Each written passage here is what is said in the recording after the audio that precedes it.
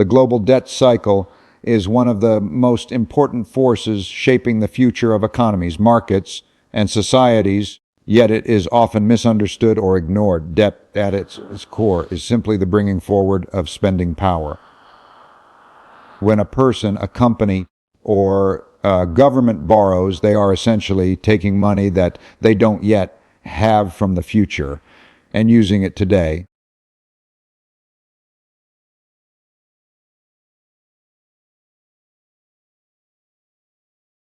That otherwise couldn't happen.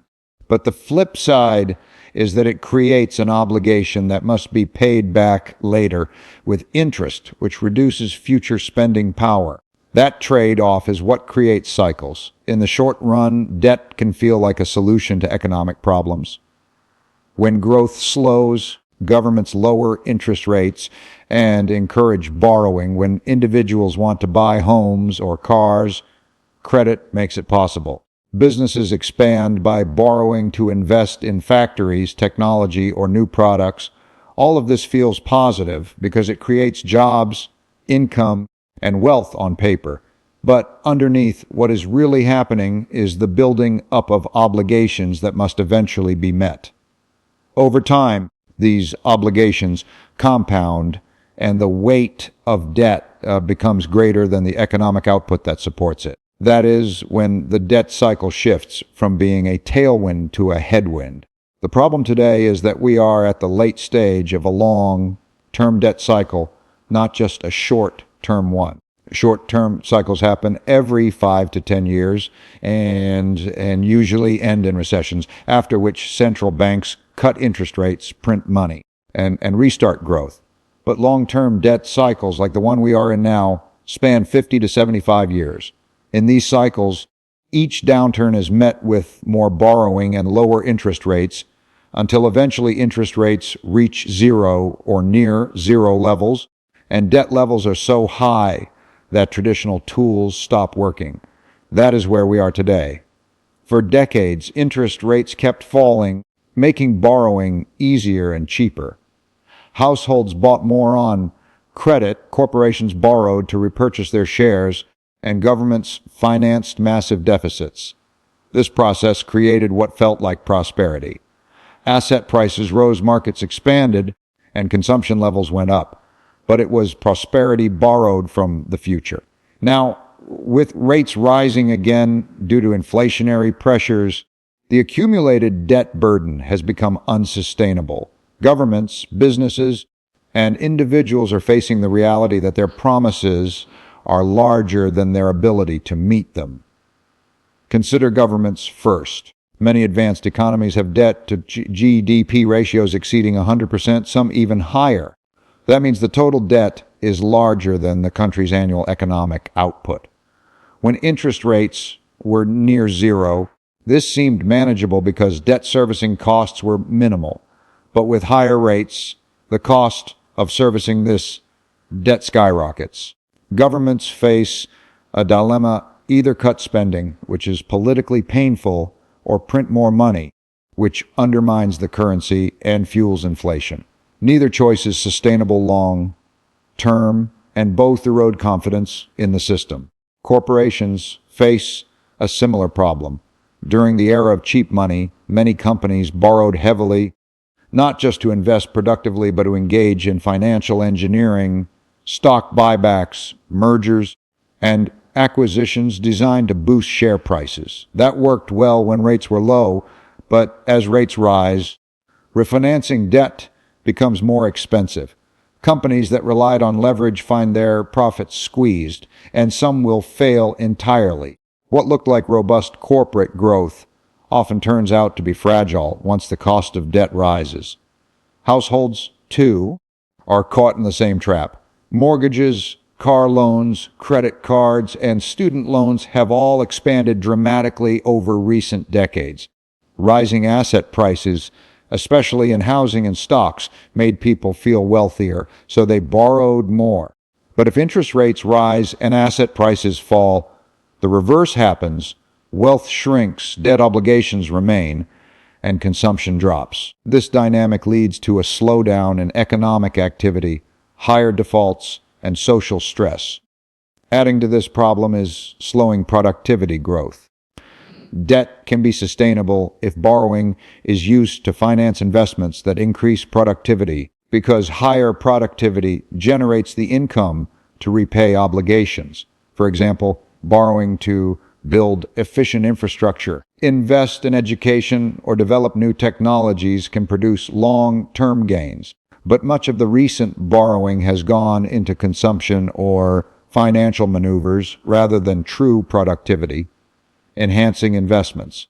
As a result, debt has grown faster than the ability to repay it. Productivity gains in advanced economies have slowed dramatically in recent decades, leaving us with a growing mismatch between debt obligations and productive capacity. What makes this moment particularly dangerous is the convergence of these three forces: high debt, rising interest rates, and weak productivity. If only one of these pressures existed, it might be manageable. But when they converge, they create the conditions for systemic resets. In other words, the normal mechanisms that governments and central banks use to manage the economy stop working. If they raise rates to control inflation, they trigger debt crises.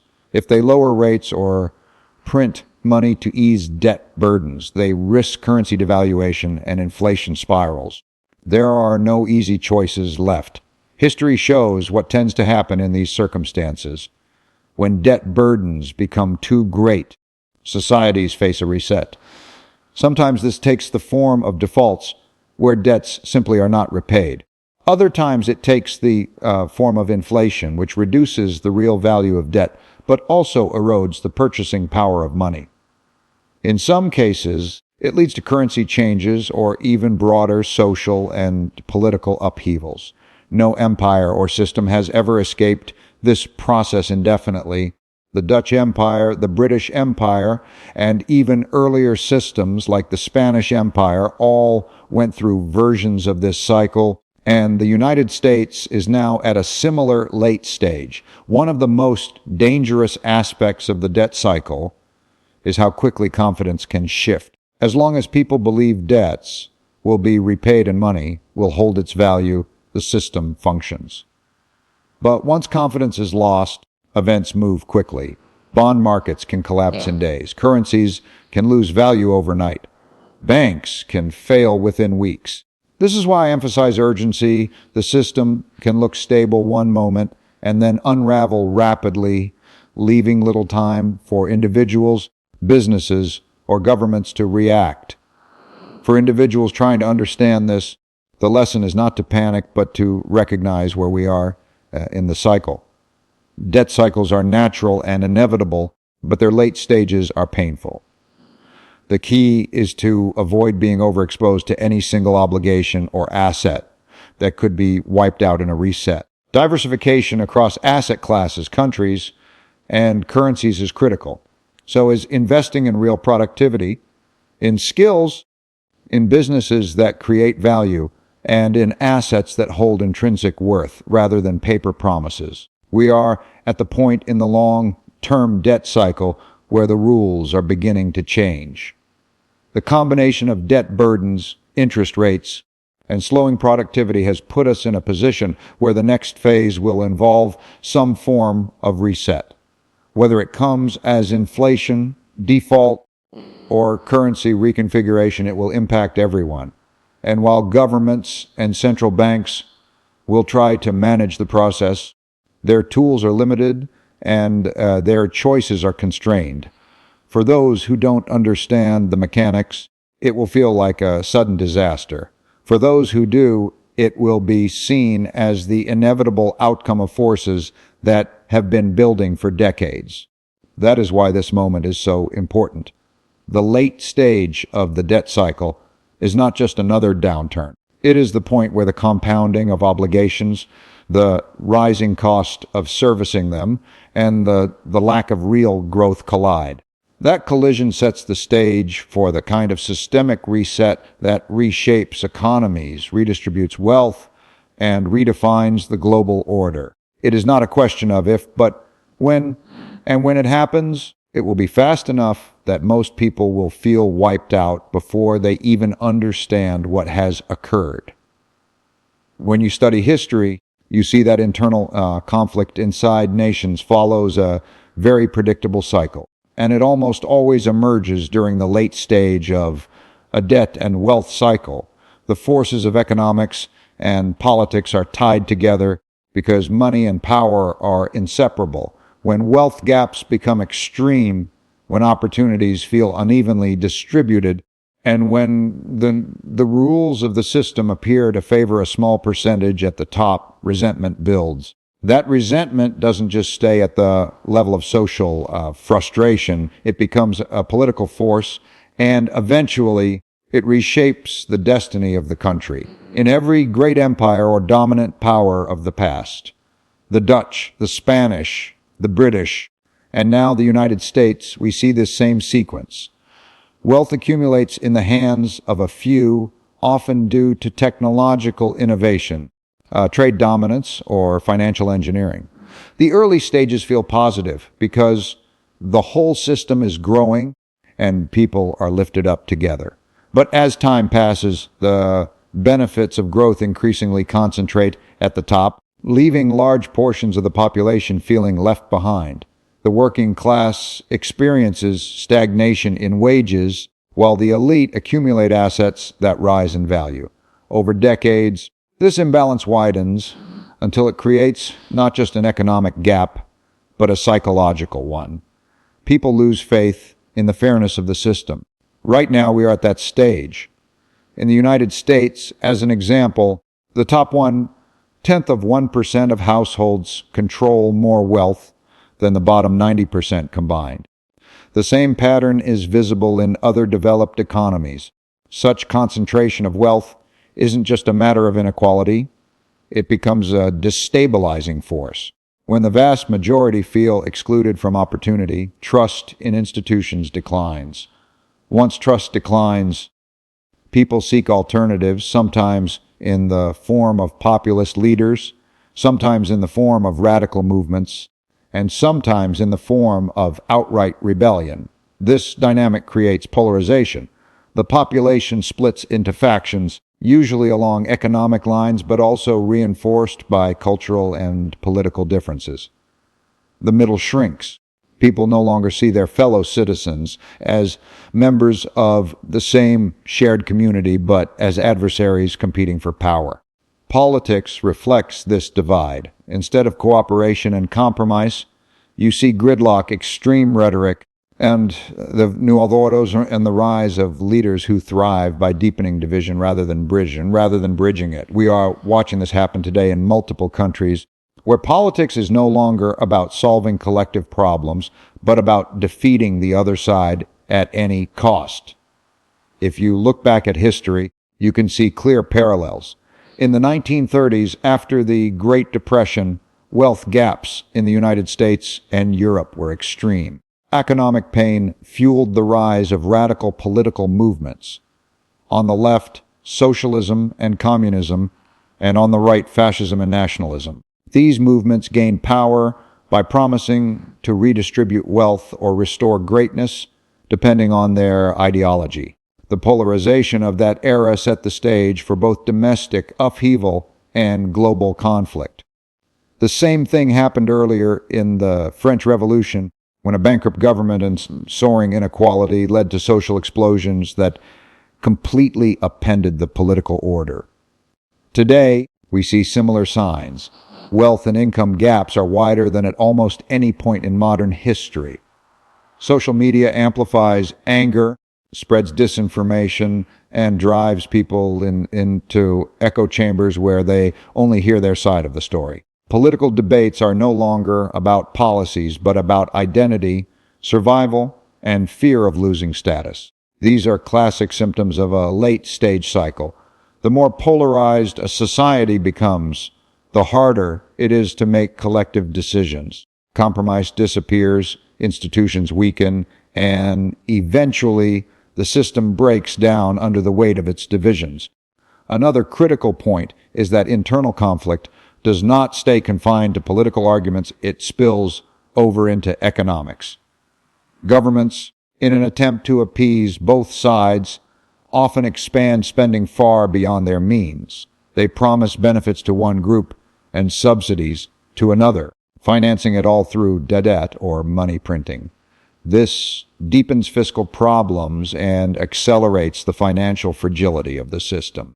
It is not just a political issue, but an economic one, because polarization pushes governments toward unsustainable choices. This creates what I call a self-reinforcing feedback loop. Wealth gaps create resentment. Resentment drives polarization. Polarization leads to gridlock or extreme policy swings. Those policies then damage confidence in the system, which further widens the wealth gap. For example, inflation tends to hurt the poor and middle class more than the wealthy, because the wealthy can shield themselves with assets that rise in price, while ordinary people face higher costs of living without equivalent wage gains. So the very policies meant to address this discontent often end up worsening it. We can already see rising signs of conflict inside countries. Protests, strikes, and demonstrations are becoming more common. In some nations, this manifests as political violence. In others, it shows up as widespread labor unrest or calls for radical change in taxation and redistribution. History shows that when societies reach this point, they often end up in some form of revolution, whether soft revolutions through policy reforms and new leadership, or hard revolutions through violent conflict. For individuals, it is critical to understand that this process is not a matter of ideology, but of mechanics. It doesn't matter if you think one political side is right or wrong. The structural forces of wealth concentration and declining trust make conflict inevitable. The lesson from history is that societies that manage this transition peacefully by reforming taxation, creating opportunity, and bridging divides can recover and build new systems. Societies that fail to manage it descend into chaos, authoritarianism, or collapse. The United States is not the only example. In emerging economies, too, we see massive wealth gaps fueling instability. In Latin America, polarization between the wealthy elite and the struggling majority has repeatedly led to cycles of populism, economic collapse, and social unrest. In parts of Europe, resentment toward inequality and austerity has led to the rise of nationalist parties on the right and radical socialist parties on the left. These are not isolated events. They are part of the global pattern that plays out when nations reach this stage of the cycle. What makes the current moment even more precarious is that internal conflict is happening at the same time as external conflict. In past cycles, nations weakened by internal divisions often became more vulnerable to external challenges. Domestic polarization consumes energy, resources, and attention, leaving countries less able to deal with global threats. In some cases, leaders even seek external conflicts to distract from internal problems, uniting the population against a common outside enemy. This is one way internal polarization can spill outward into global instability. The bottom line is that nations cannot escape the consequences of rising wealth gaps and polarization. These forces build slowly, often over decades, and then erupt suddenly when a triggering event occurs. That trigger might be a financial crisis, a political scandal, or a social movement that sparks mass unrest. Once triggered, the process accelerates, and within a short span, the entire national order can be transformed.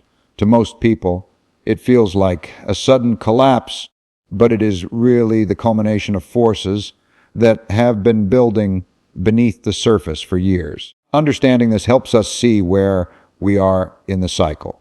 Right now, nations across the globe are entering the period of most intense internal conflict. Trust in institutions is at historic lows. The gap between rich and poor is wider than ever. Politics is defined by division rather than unity. History tells us that these conditions almost always precede economic collapses or dramatic resets because the internal instability prevents rational solutions from being implemented. The system becomes paralyzed, and eventually it gives way. That is why recognizing this stage of the cycle is so important. We are not just watching another round of politics as usual. We are witnessing the structural forces that have historically preceded some of the most significant societal breakdowns and transformations. Whether this period leads to constructive reform or destructive collapse depends on choices made now. But the trajectory is clear. Nations in this stage are fragile, and without major course correction, internal conflict will drag them toward outcomes that feel like disasters to the majority of their people. Throughout history, the rise and decline of great powers have always been shaped not just by their internal conditions, but by their relationships with other nations. When one power rises economically, technologically, or militarily to challenge the position of an existing dominant power, the world enters a period of external conflict. These conflicts rarely emerge from sudden disputes. Instead, they are the product of long-term structural shifts where economic competitiveness, access to resources, control over trade routes, and dominance of currencies become the battlegrounds of global order. We are in such a period today, and the evidence is all around us.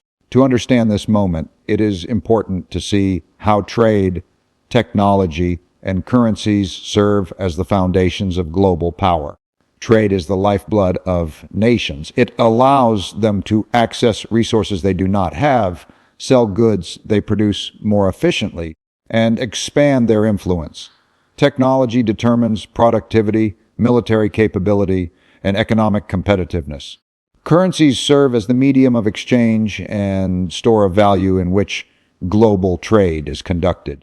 The nation whose currency dominates international trade enjoys immense advantages because it can borrow cheaply, sanction others, and essentially export its inflation to the rest of the world. Control over these three arenas, trade, technology, and money, decides who leads and who follows in the global hierarchy.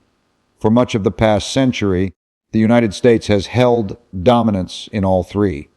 It controlled the most advanced technologies, from industrial production to aerospace and digital systems. It commanded global trade networks, backed by military presence and alliances that secured supply chains and open seas. Most importantly, the U.S. dollar became the world's reserve currency after World War II, giving America unparalleled financial power. Other nations needed dollars to trade, and the U.S. could borrow and spend at levels that no other nation could match. This status allowed the U.S. to live beyond its means for decades while maintaining global leadership. But the cycle of history shows that no power stays dominant forever. A rising power eventually challenges the incumbent. In the past, this has happened repeatedly. The Dutch challenged the Spanish, the British challenged the Dutch, and eventually the Americans surpassed the British. Each transition was accompanied by periods of economic rivalry, technological competition, and often military conflict. Today, the rising power is China and the declining power is the United States. The rivalry between these two nations is not just a matter of policy disagreements. It is the structural clash of two powers competing for dominance in trade, technology, and currency. The trade dimension of this rivalry has already been visible for years. Tariffs, restrictions on imports and exports, and disputes over intellectual property are just the surface-level expressions of a much deeper conflict. The United States is seeking to protect its industries and maintain influence, while China is striving to secure markets and resources to fuel its continued rise. Trade wars are not really about tariffs. They are about who sets the rules of the global economy. When two great powers disagree on those rules, global supply chains become unstable. Markets become volatile and businesses face uncertainty. Technology is the next battleground.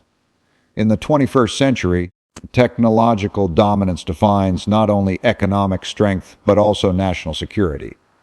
Whoever leads in artificial intelligence, quantum computing, 5G networks, biotechnology, and semiconductors will have a decisive advantage. The U.S. has recognized this, which is why it has imposed restrictions on the export of advanced semiconductors and related technologies to China. China, in turn, is investing massively in homegrown innovation to reduce dependence on Western technology. This is not just competition, it is a race for supremacy. History tells us that when such races occur, they often reshape the global balance of power. The Industrial Revolution gave Britain dominance for over a century. The digital revolution solidified America's dominance in the late 20th century. The next technological revolution will determine the leader of the 21st century, and both the U.S. and China know it. Perhaps the most destabilizing element of all is the contest over currency dominance. For the last 80 years, the U.S. dollar has been the backbone of the global financial system. Because the world trades in dollars, nations must hold dollar reserves. This creates constant demand for U.S. debt, allowing America to run deficits far beyond what other countries could sustain.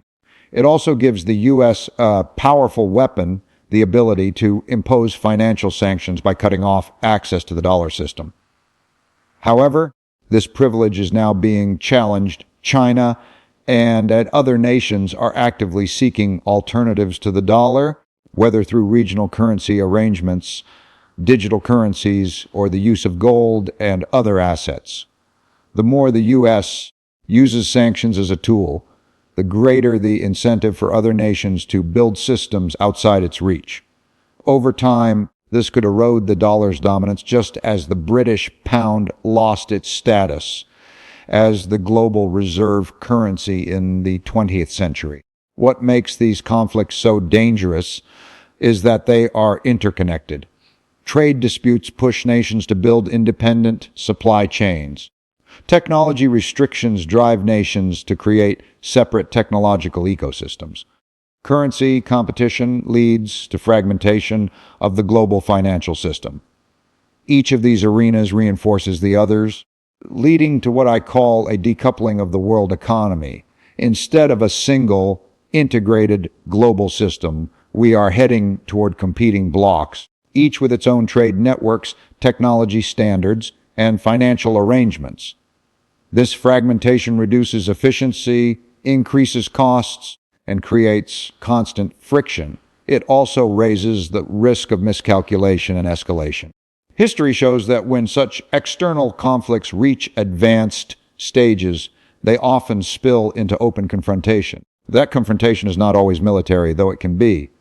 It may also take the form of financial wars, cyber attacks, or geopolitical standoffs. For example, when Britain's dominance was challenged by Germany in the early 20th century, the competition over trade and technology eventually contributed to the outbreak of World War I. When the United States replaced Britain as the dominant power in the mid-20th century, the transition was accompanied by World War II. This does not mean war is inevitable today, but it does mean the risks are much higher. For markets and individuals, the implications are profound. Globalization, which drove prosperity for decades, is giving way to fragmentation. Supply chains are no longer secure. Costs are rising as nations prioritize resilience over efficiency. Markets are more volatile because policy decisions are driven not just by economics, but by geopolitical strategy. Currency markets, in particular, will face turbulence as the dollar's dominance is questioned. For investors and businesses, this means the old assumptions about stability, open markets, and predictable rules no longer hold. The world is moving into a period of heightened uncertainty where risks are higher and the rules of the game are changing. The broader lesson is that External conflicts are not random events. They are the predictable result of structural shifts in power. A rising power challenges a declining one, and the battlegrounds are trade, technology, and currency. These conflicts destabilize global markets because they disrupt the very foundations on which global commerce rests. We are not witnessing isolated disputes. We are watching the unfolding of one of history's great transitions. How it resolves will determine not just the fate of the U.S. and China, but the stability of the global order for decades to come. For individuals, awareness of these dynamics is critical. It is easy to get caught up in the daily headlines: tariffs imposed, sanctions announced, companies blacklisted. But those headlines are pieces of a much larger puzzle. The real story is the shifting balance of global power. If you understand that story, you can see where the risks and opportunities lie. If you don't, you will be blindsided when the old assumptions about stability suddenly collapse. We are at a point where external conflicts between great powers are no longer occasional disruptions. They are the defining feature of the era. Trade, technology, and currency are the battlegrounds, and the outcome will shape the global economy for a generation. The challenge for all of us is to recognize that the world we knew, a world of integrated markets, stable currencies, and relatively cooperative global leadership, is giving way to a more fragmented and conflict-driven order. That transition will be turbulent, and for those unprepared, it will feel like instability. For those who understand it, it will be seen as the natural evolution of history's cycles, repeating once again in our time. The difference between those who get wiped out during times of transition and those who emerge stronger almost always comes down to one quality: adaptability. When a system changes, the people and institutions who cling to old assumptions, old rules, and old habits are the ones who suffer the most. History shows this clearly. Empires collapse, currencies lose value, financial systems reset, and yet some individuals and nations navigate the storm successfully because they recognize patterns, learn from history, and adapt to the new realities. Most people, however, are naturally complacent.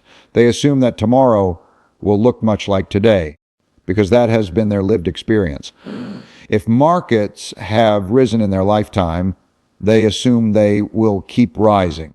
If a currency has always been strong, they assume it will remain strong. If institutions have been stable, they assume they will never collapse. This mindset is understandable but dangerous because it blinds people to the inevitability of change. Complacency is one of the greatest risks in times like these because it leaves individuals unprepared for the transitions that are already underway. Adaptability, by contrast, requires education, humility, and a willingness to challenge assumptions. To adapt, you must first understand that the cycles we are living through are not new. They have repeated countless times throughout history. Debt cycles, wealth gaps, political polarization, and great power conflicts have brought down empires and created new ones. The Dutch lost their dominance to the British. The British lost theirs to the Americans. The Soviet Union collapsed under its internal contradictions. Every one of these transitions felt shocking to the people living through them, but from the perspective of history, they were inevitable. The lesson is simple. If you can see the patterns, you can prepare for them. If you ignore the patterns, you will be blindsided. For individuals, adaptability means rethinking how you build resilience in your personal and financial life. It means not relying on a single job, a single currency, or a single investment. It means diversifying across geographies, asset classes, and even skills. In times of stability, specialization often pays the most. But in times of transition, generalists and those with multiple layers of protection are the ones who survive. If you are dependent on a single source of income or a single asset, a systemic reset can wipe you out overnight. But if you are diversified and prepared, you can withstand shocks and even take advantage of opportunities that arise during the transition. Institutions also face the test of adaptability. Companies, for instance, must recognize that global supply chains, labor markets, and technological ecosystems are shifting. A business that assumes the world will stay as integrated as it was during the last few decades is in danger. Those that adapt by building resilient supply chains, investing in productivity, enhancing technology, and preparing for geopolitical fragmentation will survive. Those that remain locked into old models of efficiency at all costs will find themselves exposed when disruptions occur. Governments, too, must adapt if they are to maintain stability. When debt burdens rise, when polarization grows, when external conflicts intensify, the old policy tools become less effective. Printing money or cutting interest rates may not solve the problem if confidence is already breaking down.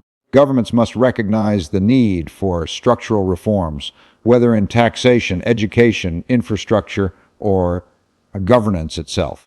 Yet history shows that most governments adapt too late.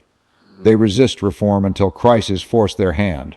By then, the costs are far higher. The governments that succeed are those that anticipate, that study history, and that act early to build resilience into their systems. What is required at every level, individual, institutional, governmental, is a mindset shift. The old model of assuming stability must be replaced with a model of preparing for instability. This does not mean panicking or retreating from risk entirely. It means being aware of the risks, building buffers, and staying flexible.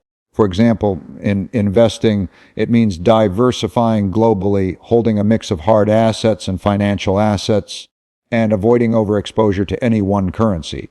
In business, it means planning for multiple scenarios rather than a single forecast. In governance, it means addressing root causes such as wealth inequality and unsustainable debt rather than applying short-term fixes. Another critical element of adaptability is humility. The cycles of history are bigger than any one person or institution.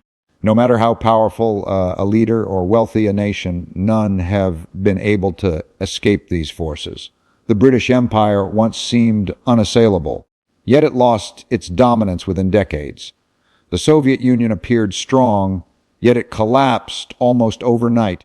The same could happen to the U.S. or any other power today. Recognizing this reality requires humility.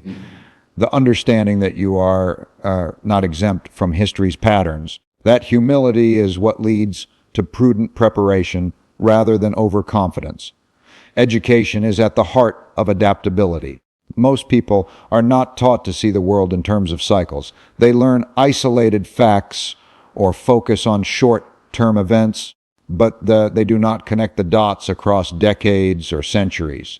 That is why I stress the importance of studying history. If you look back at 500 years of debt, wealth, and power cycles, you will see the same forces repeating again and again. Once you see these patterns, you cannot unsee them.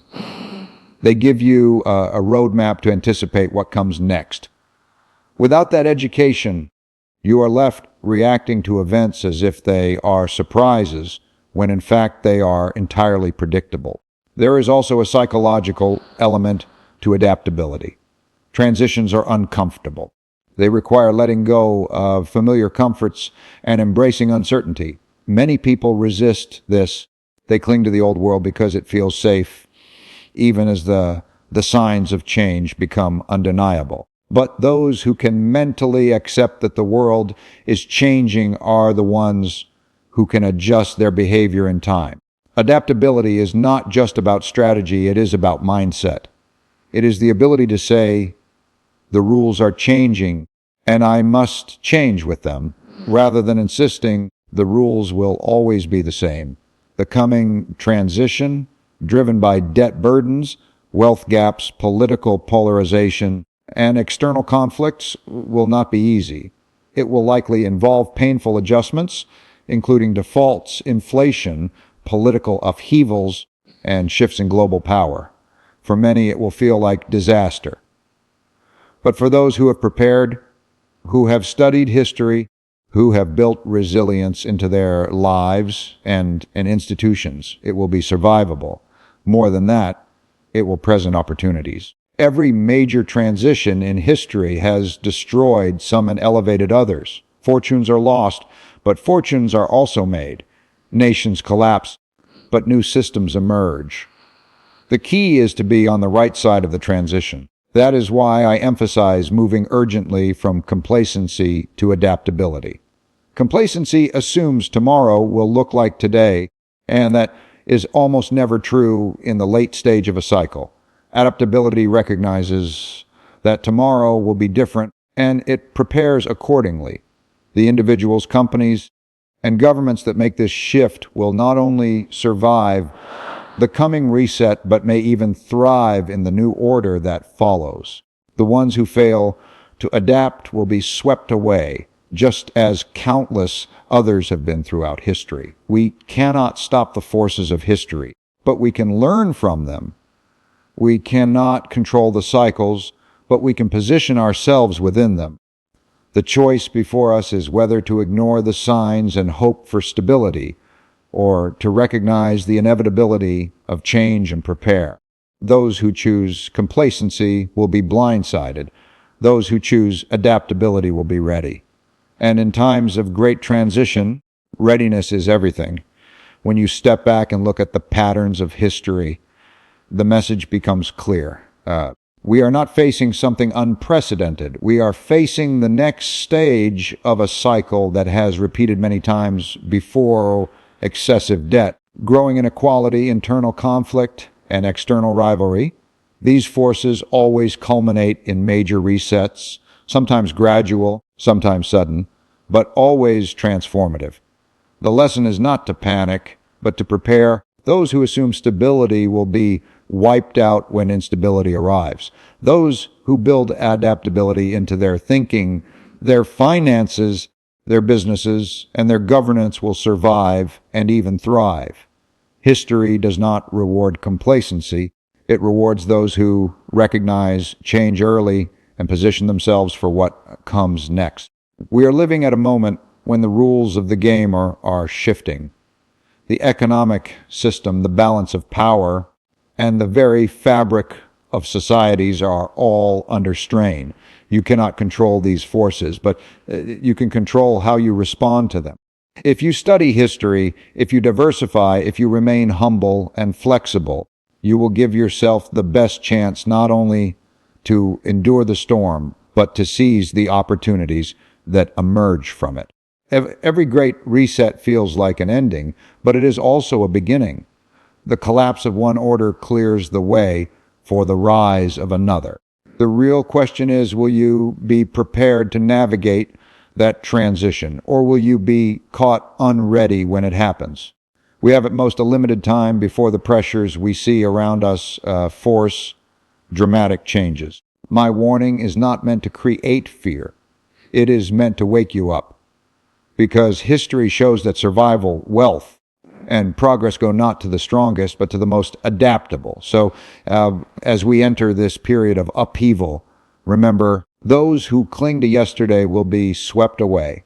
Those who prepare for tomorrow will endure, and perhaps even lead in the world that follows.